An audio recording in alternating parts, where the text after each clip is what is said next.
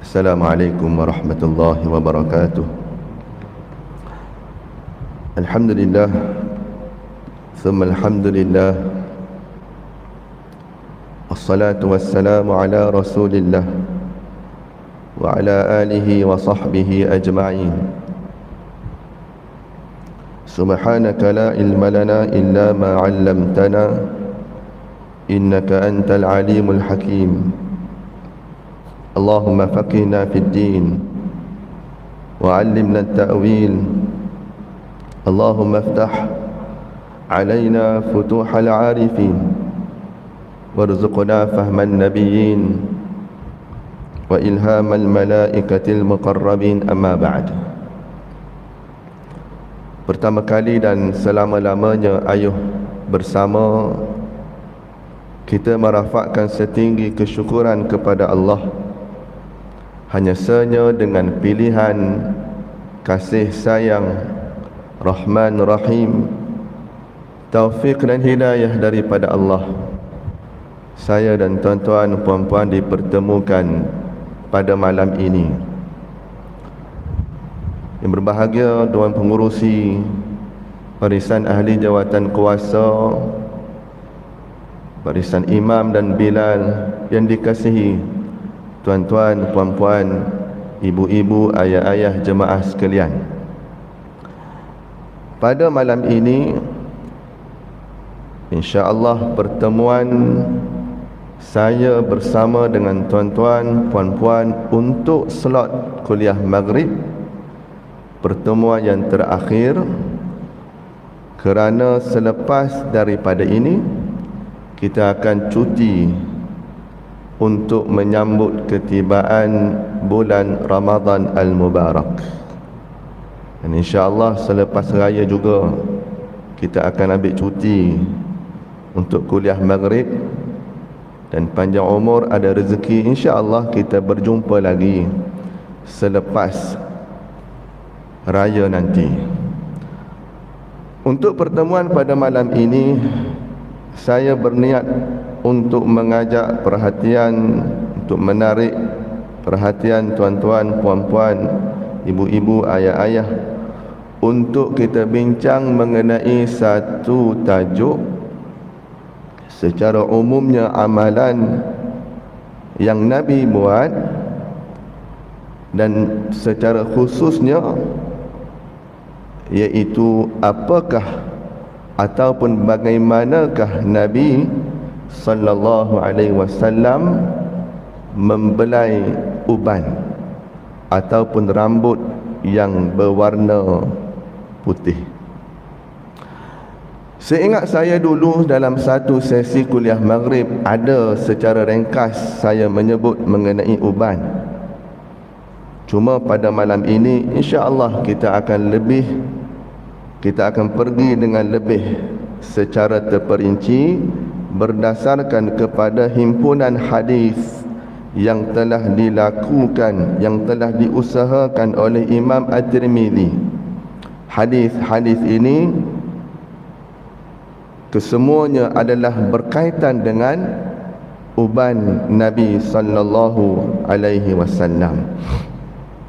Tuan-tuan, puan-puan, ibu-ibu, ayah-ayah, saya mulai dengan satu kisah yang mana berlaku pada sekitar 3-4 tahun lepas. Saya dalam perjalanan nak pergi ke Wangsa Maju, lalu ikut jalan Setiawangsa, masuk waktu maghrib, singgah solat di masjid Setiawangsa. Pada malam itu masjid tersebut ada buat program ceramah Maulidur Rasul. Seingat saya ustaz jemputan ketika itu ialah Al-Fadhil Ustaz Hanafiah Malik. Mungkin dalam kalangan tuan-tuan puan-puan ada yang kenal. Ustaz ini cancer fighter, selalu keluar di TV sebagai penceramah selebriti. Ada masa insya-Allah kita akan jemput beliau datang ke masjid ini untuk ceramah dengan kita. Tuan-tuan, saya ringkaskan. Saya sempat walaupun singgah maghrib, asalnya sempat duduk seketika dalam majlis tersebut, dan alhamdulillah ada satu pengajaran yang saya ingat sampai hari ini. Ustaz Hanafiah Malik cerita ada satu kisah, dia sedang ceramah,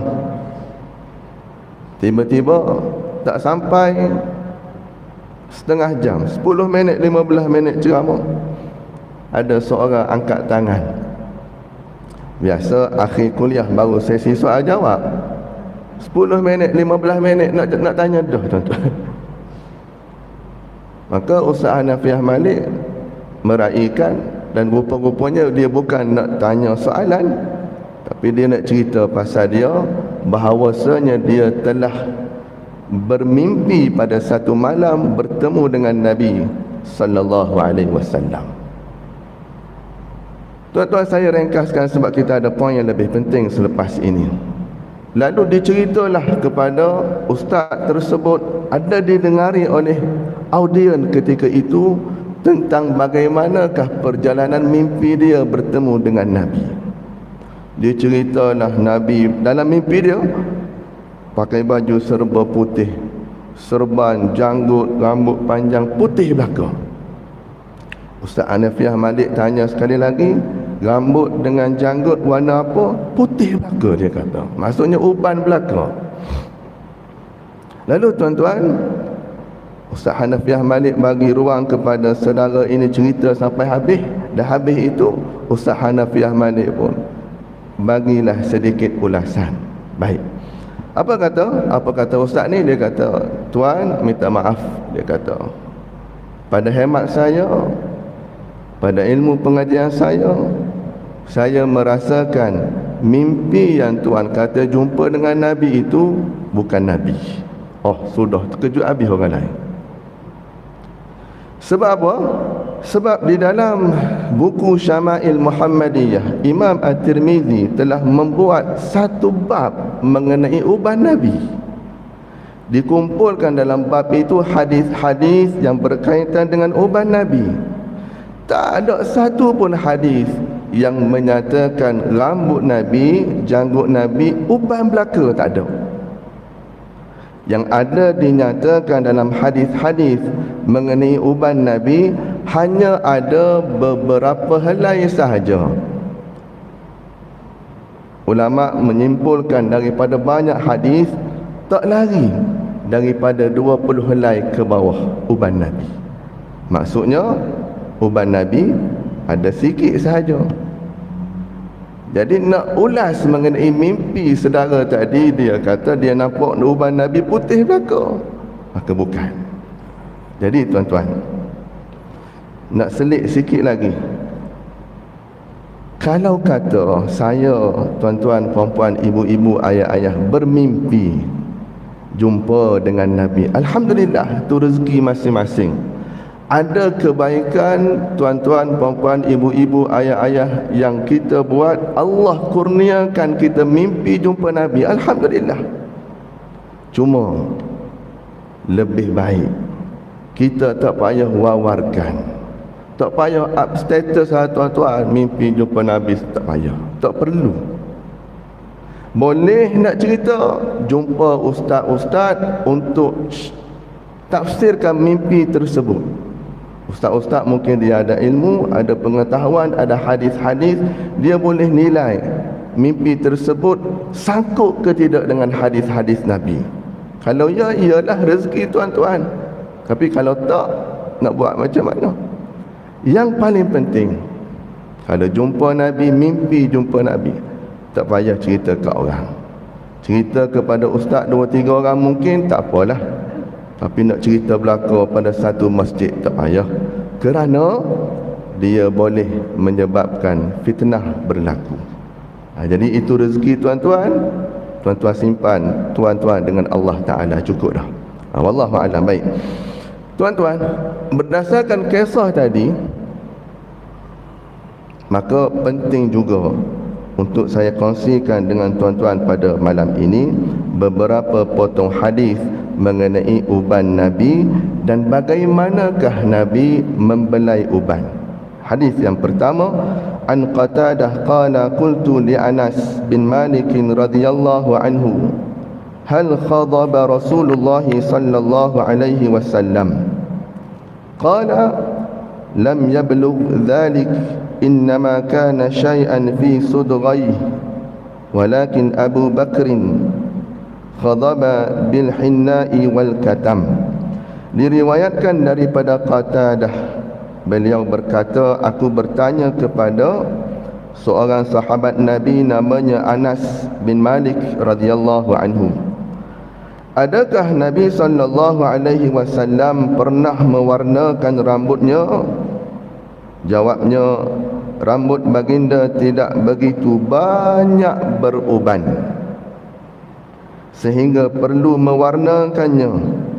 Uban baginda sallallahu alaihi wasallam hanya ada di kedua-dua pelipisnya, yakni rambut yang tumbuh pada bahagian kepala di antara dahi dengan telinga. Akan tetapi Abu Bakar As-Siddiq radhiyallahu anhu sememangnya pernah mencelup rambutnya dengan inai dan katam. Apakah inai, apakah katam? Sejenis tumbuhan. Baik, daripada hadis yang pertama ini kita dapat ambil beberapa pedoman. Yang pertama, hadis dinyatakan dalam Sahih Bukhari, diriwayatkan daripada Qatadah. Anas bin Malik radhiyallahu anhu bagi tahu, Nabi sallallahu alaihi wasallam tidak mempunyai uban yang banyak. Namun bagi seorang sahabat namanya Abu Bakar Siddiq, ya, Abu Bakar Siddiq, dia ada banyak uban. Lalu apakah mereka buat dengan uban? Bagaimanakah Nabi sallallahu alaihi wasallam buat dengan uban ini?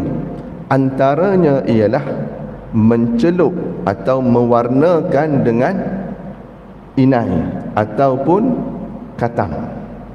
Baik.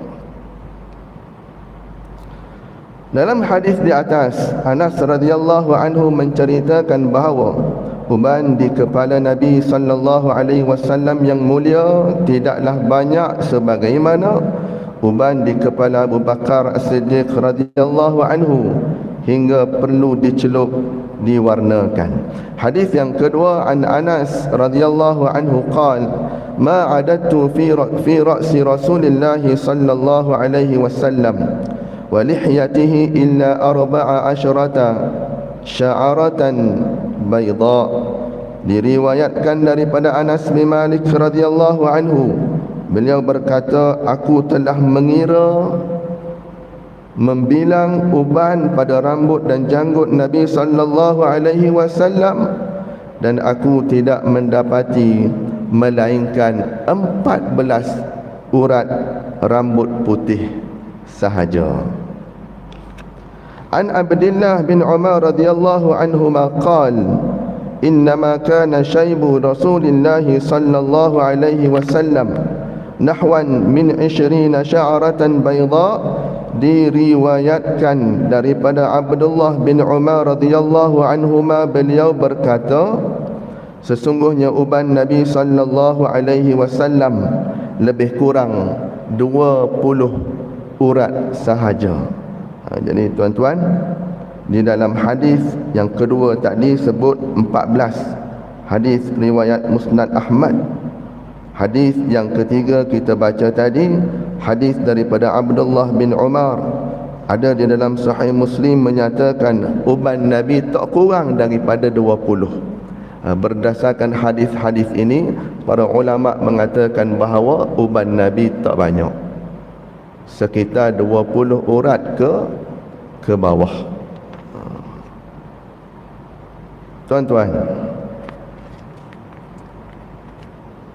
lalu kepada kita hari ini, kalau saya tengok seorang-seorang depan saya ni, saya rasa ramai yang putih belaka ni tuan-tuan. Tak kata kat tuan-tuan lah, saya pun sama. Kalau dulu hitam, sekarang ni penuh putih belaka dah ni tuan-tuan.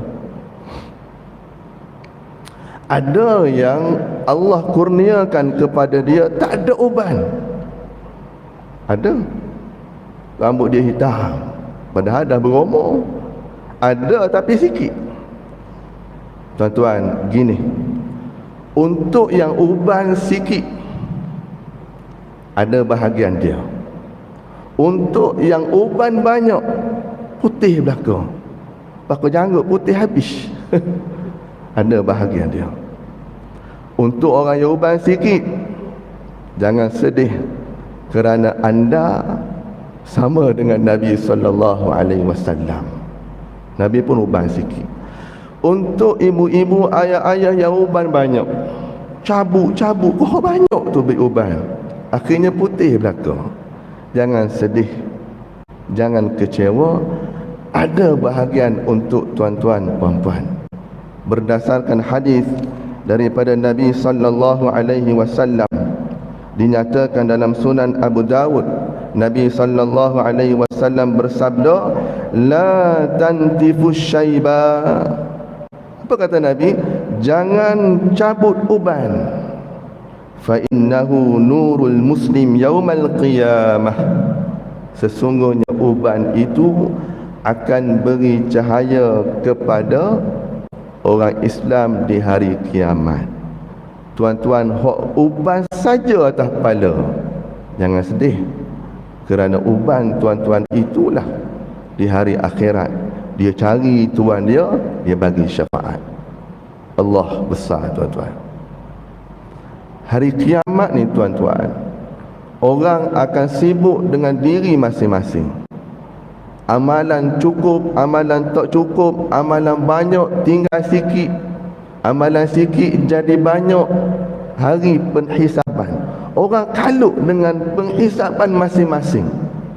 Masing-masing nak cari syafaat. Ada banyak cara nak dapat syafaat, antaranya ialah uban. Jadi tuan-tuan yang ada uban banyak, jangan sedih, jangan kecewa.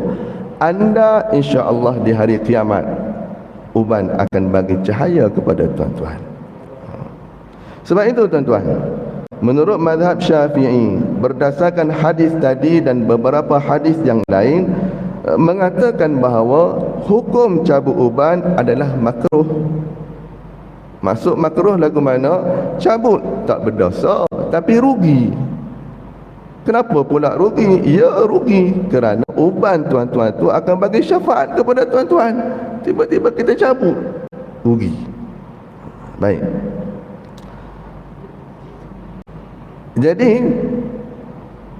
bagi kita yang ada uban, jangan cabut, satu. Yang kedua ialah kita boleh warnakan. Janganlah warna dengan warna hijau tuan-tuan. Janganlah warna dengan warna biru. Mentang-mentang lah Masjid Taqwa ni warna temanya warna hijau, Ramadan ni menyegala rambut dia warna hijau tuan-tuan. Jangan. Ada beberapa warna yang dibolehkan. Antaranya ialah melalui daun inai. Tuan-tuan, kalau daun inai ni biasa kalau kita buat, kita proses, warnanya sedikit warna oranye kemerahan. Boleh dilakukan oleh Sayyidina Abu Bakar As-Siddiq dan Nabi SAW juga. Walaupun tak banyak uban pada kepala Nabi, tapi Nabi juga pernah menginaikan rambut. Jarang-jarang, tetapi Abu Bakar Siddiq antara orang sahabat yang banyak uban dan banyak melakukan warna rambut dengan inai. Boleh. Yang kedua, disebutkan dalam hadis pertama tadi, kita boleh mewarnakan rambut dengan sejenis tumbuhan namanya katam. Wallahu a'lam, jangan tukar dengan ketum. Kalau ketum di tempat kita tuan-tuan ada, tapi katam ini adalah sejenis tumbuhan yang ada di tanah-tanah Arab. apakah fungsi, apakah khasiat khatam ini? Dia boleh proses dan boleh digunakan untuk warna rambut dan janggut. Dari sudut hukum boleh. Jadi bagi tuan-tuan yang ada uban, ada dua pilihan. Pertama, jangan cabut. Geramnya ustaz, duk main gatal kepala ni, cabut juga tak dosa, makruh tetapi rugi. Pilihan yang kedua, boleh warnakan dengan inai ataupun daun khatam. Baik. Persoalan seterusnya yang mungkin ada kaitan dengan perbincangan kita ialah, ustaz, bolehkah kita nak warnakan uban dengan warna hitam? Nak suruh nampak muda sikit, warna hitam. Tuan-tuan, gini, dalam persoalan ini kita melihat kepada hukum yang berkaitan. Untuk mewarnakan rambut, khususnya uban, warnakan dengan inai dan khatam, boleh diharuskan, dibuat oleh Nabi dan ia amalan para sahabat juga. Tetapi mewarnakan dengan warna hitam, maka ia ada perbezaan pandangan dalam kalangan ulama. Saya memetik satu artikel daripada pejabat mufti wilayah. Hal ni senang tuan-tuan. Tuan-tuan pun boleh search, tuan-tuan boleh baca keseluruhan artikel. Ringkasnya, apakah hukum mewarnakan rambut dengan warna hitam? Menurut mazhab Syafi'i, haram kita mewarnakan rambut dengan warna hitam. Tak boleh. Adapun mazhab-mazhab yang lain dan ulama-ulama yang lain sebahagiannya memakruhkan, dan ada juga yang mengharuskan. Tapi mengharuskan ini hanya pada ketika berlakunya peperangan. Boleh. Kalau keadaan biasa, menurut mazhab Syafi'i, haram, tak boleh. Jadi kita di Malaysia, kita beramal dengan pandangan mazhab Syafi'i kebanyakannya, maka kita ambil pandangan haram. Kita warnakan rambut uban dengan warna hitam. Dah kenapa berperangan boleh pula? Tuan-tuan, perang ni nak suruh nampak kuat. Dari sudut psikologinya nak suruh musuh tu rasa ugoh. Musuh itu rasa gentar, tengok kekuatan. Antara nak tunjuk kekuatan itu, janganlah hantar orang yang ada uban. Hak ada ubat ni kuat juga, tetapi secara psikologinya. Ada saya kenal seorang imam berumur dah tuan-tuan, uban saja, uban putih. Kita duk kata dia lemah, sebenarnya dia tak lemah. Dia ada isteri 3 tuan-tuan. Saya pula malu dekat dia. Rupanya rambut putih ni, dia bukan dia lemah, kita nampak lemah. Dia lebih kuat dari isteri 3, kita seorang je. Cuma dari sudut luaran, nak pergi perang, nampak berubah belakang ni, harus warnakan dengan warna hitam. Nak suruh musuh nampak gentar. Untuk itu, selain daripada keadaan peperangan, maka kita berpegang pada pandangan mazhab. Mazhab Syafi'i kata haram warnakan dengan warna hitam. Sebahagian ulama lain memakruhkan. Wallahu a'lam.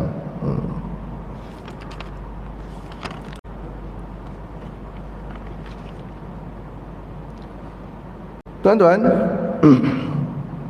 kita melihat pula apakah hikmah Nabi SAW suruh kita jangan cabut uban.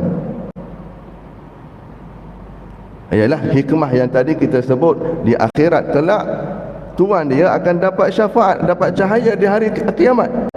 Itu hikmah di akhirat. Di dunia, rupanya tuan-tuan, ada hikmah dah Allah bagi kepada kita berdasarkan saranan, galakan, suruhan Nabi SAW. Uban cabut ke tidak? Kita lihat apa kata pihak yang berotoriti dalam kesihatan. Pihak yang berotoriti dalam bab kesihatan. Apa kata Kementerian Kesihatan Malaysia? Mereka dengan alat kajian mereka, dengan teori-teori mereka, dengan bidang kepakaran mereka, dari sudut kesihatan mereka kaji uban ni sebenarnya cabut ke tak cabut, hak moleknya hak mana. Baik.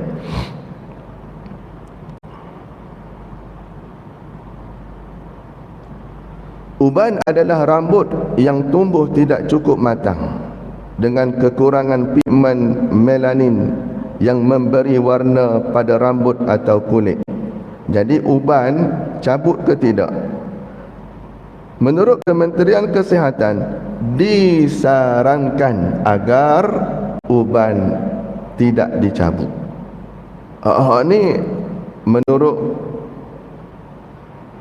orang yang mempunyai otoriti dalam sains kesihatan, tuan-tuan. Mereka kaji dan mereka menyimpulkan uban disarankan jangan dicabut, tuan-tuan.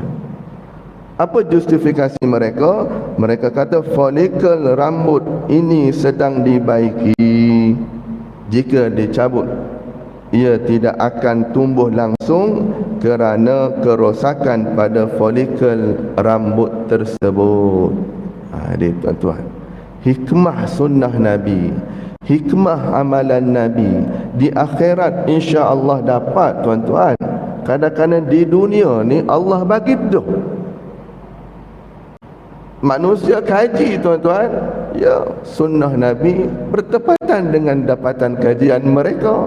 Mereka kata jangan cabut kerana uban ini ialah rambut yang sedang diperbaiki. Jangan cabut. Kalau cabut juga menyebabkan rambut tu tak tumbuh terus. Ada kalau perhati, tuan-tuan, kita cabut, lama-lama jadi tak tumbuh rambut, tuan-tuan. Betul. Jadi kalau nak kaitkan dengan sunnah Nabi, ya, setiap apa yang Nabi buat, setiap apa yang Nabi tuturkan, ada hikmah untuk kita di akhirat dan di dunia. Kadang-kadang Allah bagi dah. Baik, tuan-tuan.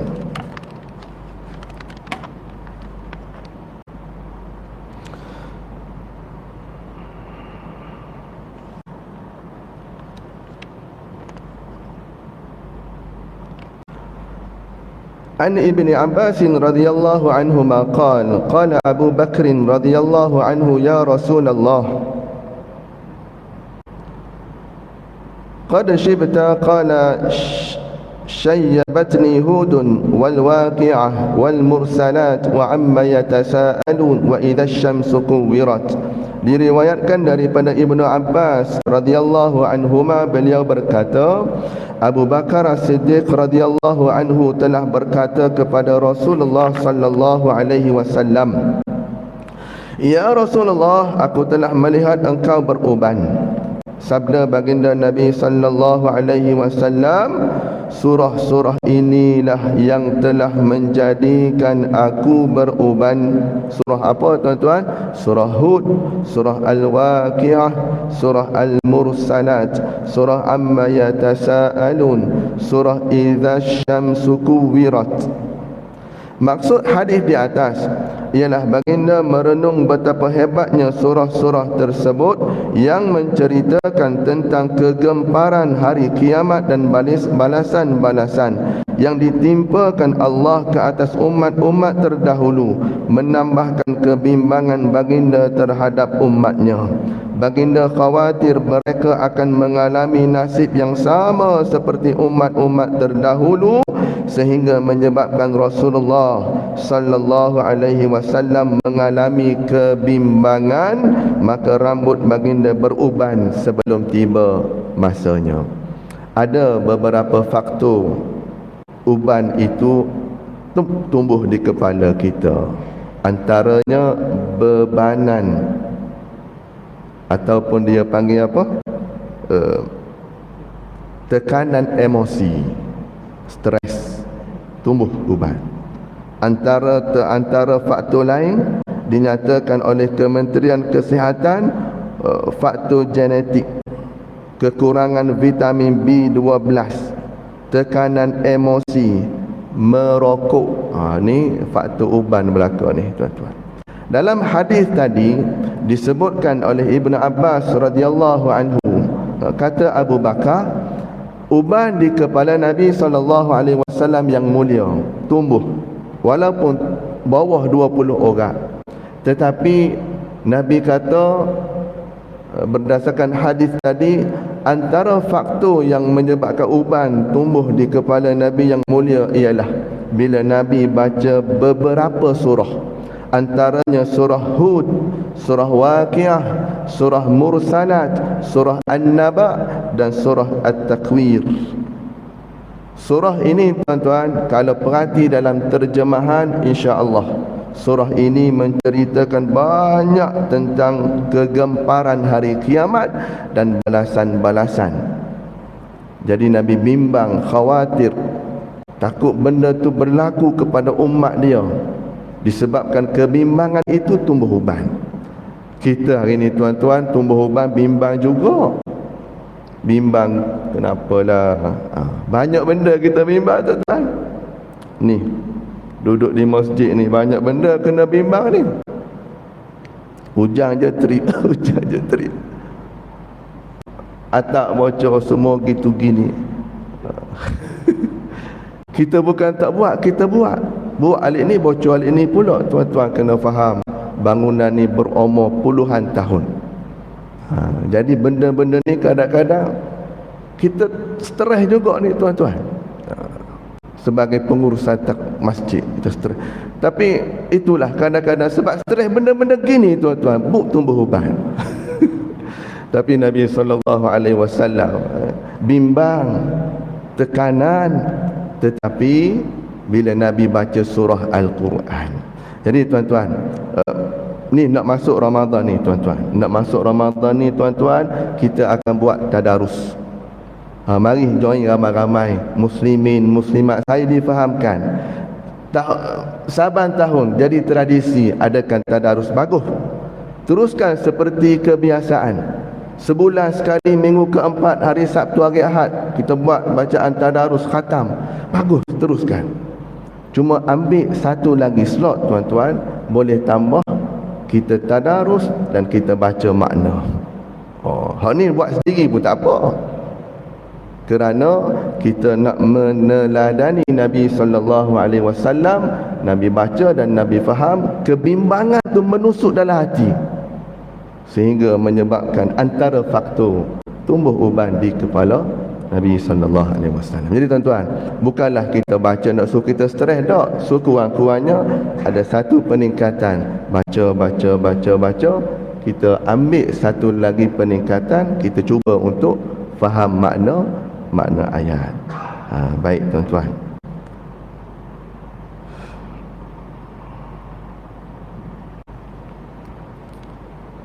Hadis yang terakhir, an Abi Juhaifah radhiyallahu anhu qalu ya Rasulullah sallallahu alaihi wasallam naraka qad shibta, qala sallallahu alaihi wasallam qad shayyabatni Hudun wa akhawatuha. Diriwayatkan daripada Abu Juhaifah radhiyallahu anhu, beliau berkata, para sahabat telah berkata kepada Rasulullah sallallahu alaihi wasallam, kami melihat engkau telah beruban. Baginda menjawab, surah Hud dan surah-surah sepertinya yang menyebabkan aku beruban. Jadi tuan-tuan, Nabi kata dalam beberapa hadis, antara faktor uban tumbuh di kepala Nabi yang mulia ialah apabila Nabi baca Al-Quran, surah-surah yang kita sebut tadi, kebimbangan Nabi menyebabkan uban tumbuh. Wallahu alam. Sebagai akhirnya, saya sudahi dengan beberapa kesimpulan. Yang pertama, Nabi SAW punyai uban, tapi tak banyak, lingkungan 20 orat ke bawah. Kesimpulan yang kedua, Nabi SAW membelai uban, diikuti oleh para sahabat Nabi SAW. Lagu mana cara belayan mereka? Iaitu uban tidak dicabut. Yang kedua, uban diwarnakan dengan inai dan daun katam. Kesimpulan yang ketiga, uban ini tuan-tuan berlaku tumbuh di kepala berdasarkan beberapa faktor. Faktor genetiknya, faktor stresnya, faktor, ada banyaklah faktornya. Tetapi uban yang tumbuh di kepala Nabi yang mulia, antara faktornya bila Nabi baca Al-Quran, khususnya surah-surah tertentu. Jadi buat tuan-tuan, puan-puan, ibu-ibu, ayah-ayah yang ada uban, termasuk saya, jangan sedih, jangan kecewa. Anda ada bahagian masing-masing.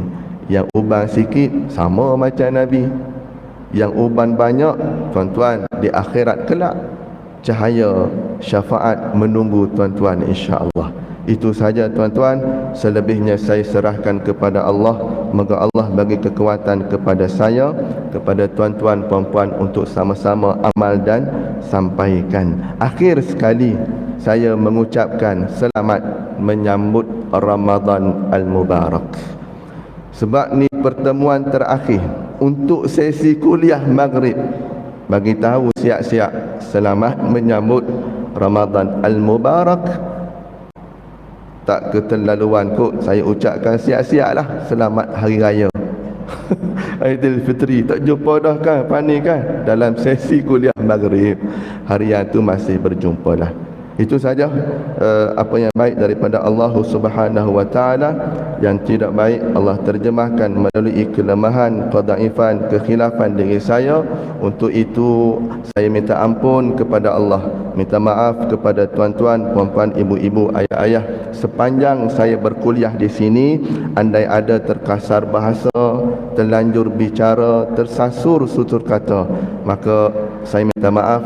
InsyaAllah tuan-tuan ada rezeki panjang umur. Kita jumpa lagi pada sesi kuliah maghrib selepas raya nanti. Aku qauli hadza wa astaghfirullahal azim li wa lakum. Assalamualaikum warahmatullahi wabarakatuh.